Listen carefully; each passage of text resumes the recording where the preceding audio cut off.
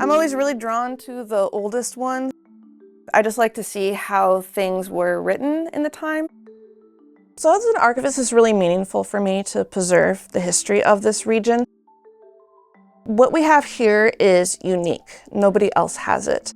Our materials here represent the culture and the people of this area.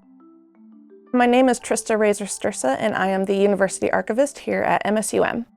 We are currently in the MSUM archives, which is comprised of two archives actually. We have the University Archives, and then we also have the Northwest Minnesota Historical Center, which is archival material pertaining to the northwestern region of Minnesota.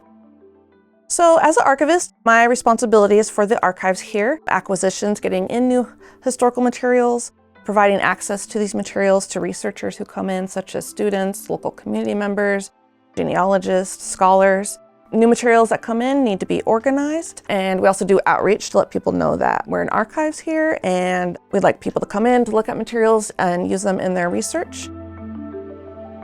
The archives here was founded in 1972. The Minnesota Historical Society down in St. Paul, they wanted people in the state to have easier access to materials that pertained to their local history. So they started what they would call regional historical centers across the state. So the Northwest one was established here at MSUM. So they transferred some locally relevant collections to us, and it's grown since then. I would say that these materials, most of it is what we call ephemera. So ephemera is materials that people don't typically save. It's comprised of newspapers, photographs, postcards, maps, brochures, flyers.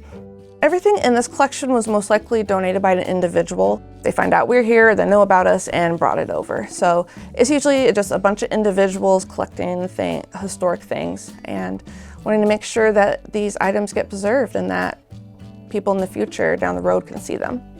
So right here is the oldest newspaper that we have in this collection. June 4th, 1885, the Evening News. It's kind of funny because there isn't really any hard-hitting articles in it. It's actually, about half of it is actually ads, and then it's kind of little short sentences of things happening. And then there's a few items of like, this is what's going on in Georgetown or Cragness or these areas. Back in the day, there'd often be like kind of local town gossip would show up in newspapers. Headline that said, Mrs. Leckwood possibly insane. Physicians say woman's distorted mind is not uncommon condition, and it's kind of gives you a little snapshot of what thinking was like in the past that, we wouldn't think that way today. When it comes to newspapers, in the past, they used to be much bigger physically. And I noticed, even in my lifetime, probably to save costs for money, they've gotten kind of like thinner and smaller. Now, currently, most newspapers are really online, which, is going to be hard for people in the future. We have to hope that those newspaper companies are preserving their online presence and saving those digital records.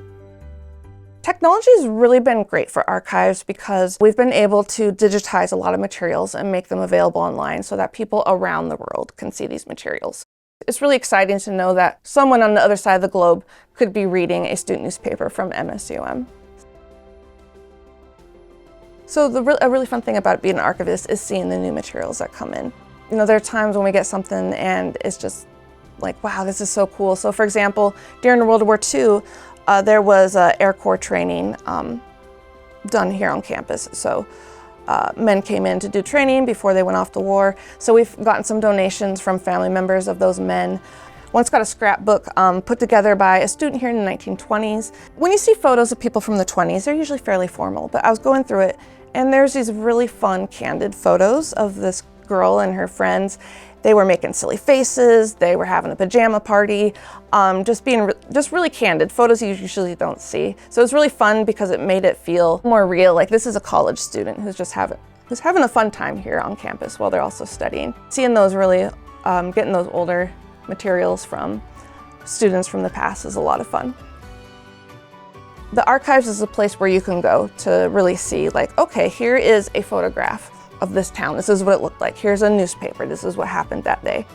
Our history is a part of our culture. What makes this community what it is today. And it's good to know what happened in the past, or someone might be curious about a specific thing like, what's the history of my home? What was going on when it was built? How has this area grown and developed? Who were the prominent people who lived here 100 years ago?